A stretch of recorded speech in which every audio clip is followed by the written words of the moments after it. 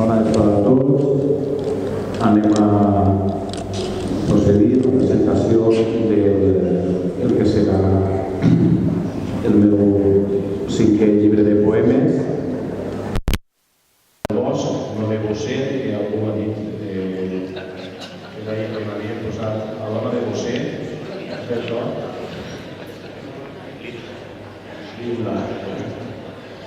Bé, sembla que hi ha hagut una guerra al cartell fora de posar l'home de Bosser.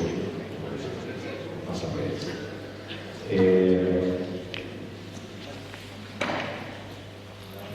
Portem uns dies que el treball i el tema literari han estat carregats. Jo porto una setmana que tenim també la setmana del llibre quan em cauré la Pasqua. Tan tardana, el recital que fem sempre per la setmana de Sant Jordi, també la tenim a l'este dilluns. Avui hem fet també un breu recital, una actuació d'un cantant a l'institut.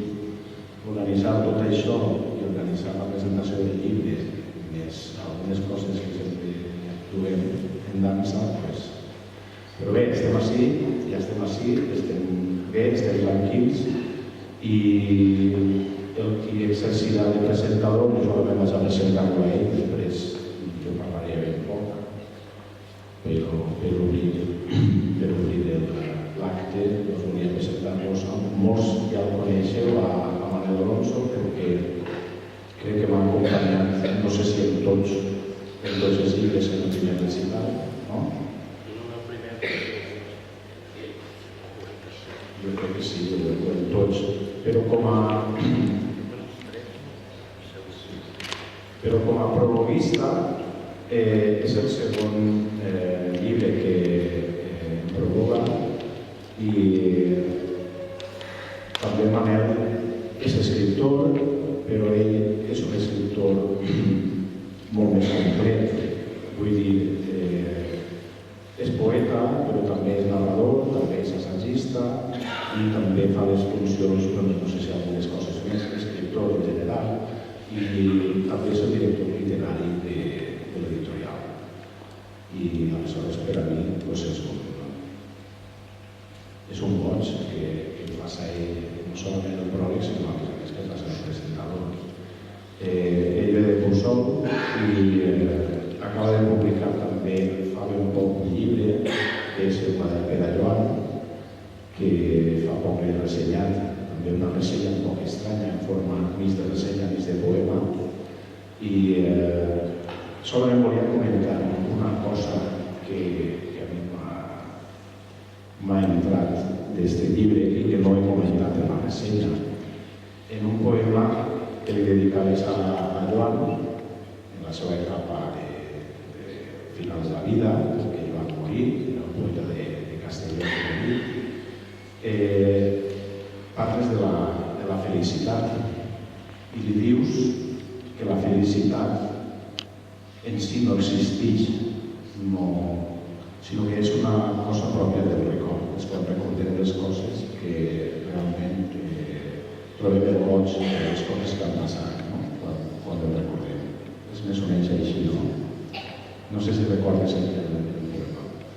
Jo, bé, solament era perquè volia fer un comentari al respecte d'això i degut a que tots els que esteu ací, doncs crec que us ho mereixeu dir-vos el que vaig a dir, i és que jo no sé si, com diu Manel en aquest poema, la felicitat existeix o no existeix. Jo diria que si alguna cosa s'aproxima a la felicitat, jo la trobo escrivint poesia i la trobo en aquests moments que després recordarem, no solament perquè tenim material fotogràfic, vídeos i totes aquestes coses, sinó que recordarem amb gratitud i amb una nostàlgia, aquesta nostàlgia bona dels bons moments viscuts. Jo crec que si alguna cosa s'aproxima a la felicitat, doncs avui que són d'aixòs moments en què molestat per vindre a estar així, a estar amb mi i amb la resta de gent que estem així i compartir el fet poètic, a més del soparet que tindrem després, però realment el que és important és per a mi el fet poètic. I això s'aproxima a aquests moments de felicitat que, almenys per a mi, després recordes sempre amb una nostàlgia bona.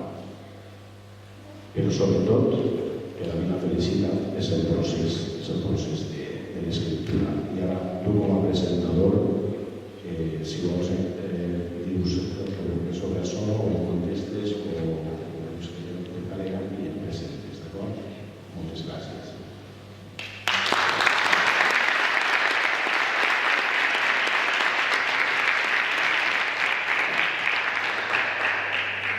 Bon dia, Bernat Prada. Des de que fa uns anys presentarem el poema de la Nina Melba, la col·lecció de Germania, una editorial que ha tancat, però encara, com sabeu, encara està bastant fresca la memòria. És a dir, s'ha iniciat d'alguna manera una tradició que és la d'aplegar un grup d'amics, coneguts i saludats, companys de Miquel, aplegar-nos a la Cotonera o allà a Boa de Sort, que també és la mateixa de casa, i celebrar l'aparició d'un nou llibre d'ell i celebrar la poesia. És a dir, i això és una festa, i és una festa que feu possible tots vosaltres. És a dir, ell posa poemes, però vosaltres poseu molt sovint la veu, la música, la vostra presència. I és una festa que s'està convertint en una tradició. No sé si ja és la 5a edició, és a dir, no sé si el pròxim govern municipal d'Alzira tindrà que posar-lo ja en el catàleg en l'agenda d'activitats anuals, no? Però així i tot, i a pesar que no hi ha ningú ajuntament darrere, ja s'està convertint en una tradició cívica, en una tradició lligada, per una part, a la literatura, a la poesia, i per altra, a la cultura i llengua del país, d'aquest toc identitari que fa tot. Miquel és un poeta d'aquell que no és un poeta menèutic, hermètic, tancat, és un poeta diàfan, clar, una literatura cristal·lina, que connecta molt bé amb un públic, diguem, no acadèmic. Bé, jo, en aquesta ocasió, com en l'anterior ocasió, em toca presentar el llibre quan ja havia escrit el pròleg. Aleshores, quan un ha escrit el pròleg i el llibre que se presenta, se posa davant de la taula i té dues opcions, no? Bé, podria tindre més, ja em plega per la maleta i podria, però jo tenia dues opcions. La primera era vindre així i llegir-vos el pròleg. Conscient que hi ha lectors que passen de llarg els pròlegs i els epílegs van directament al poema. És una postura intel·ligent i fa que no malafies energies i que fa, sobretot, que a l'hora de llegir el poema no tingués una visió d'un altre, d'una visió preconcebuda d'allò que vas a llegir. La segona era escriure un text amb el perill de que, com ha passat uns mesos, de contradir algunes afirmacions que havia fet el pròleg. Jo havia fet un parell de lectures al llibre, ell sempre l'emplaça en un temps suficient per a que jo li faci diverses lectures i sempre em demana fer-me un comentari a veure si vaig ben encapçalat, no vaig encapçalat. És una de les feines que em toca fer en Neopatre com a director de col·lecció i no tot el món te les demana i no tot el món te les accepta. L'art, la literatura té aquest component de l'ego i hi ha gent que té un ego molt gran. Ell no, ell i modesta, no? Jo he decidit arriscar-me, ja m'ho he dit, i ja em perdonaran, i he fet un altre test al voltant del llibre. Ara, ja s'anuncia que seré breu, perquè així l'important és la poesia, són els poemes que d'ací una estona ens oferireu. De fet, jo he vingut a escoltar la poesia de Miquel, no? A parlar d'ella. La dona del bosc, que no la dona del José, que no sé si seria Ana Obregón, o Linda, aquella de la cançó, però bé, la dona del bosc és bàsicament un recull de 39 poemes. No en té més, és a dir, està dividit en 3 apartats de desigual extensió. El primer, poemes escolars, compila 17 poemes. El segon, llibre de viatges, 14. I el tercer, malgrat tot, 8. Des que va en descens, no?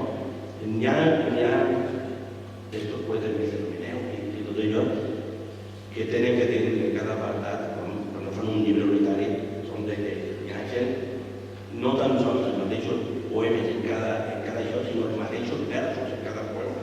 Des que són d'aquells que sí, se l'agafen, com diuen en el meu poble, se l'agafen un paper de fumar, no? Trobem poemes de vers lliure i poemes en prosa. Hi ha algun altre joc de rimes que m'acosta al redorí, que té un aire i una cançoneta infantil,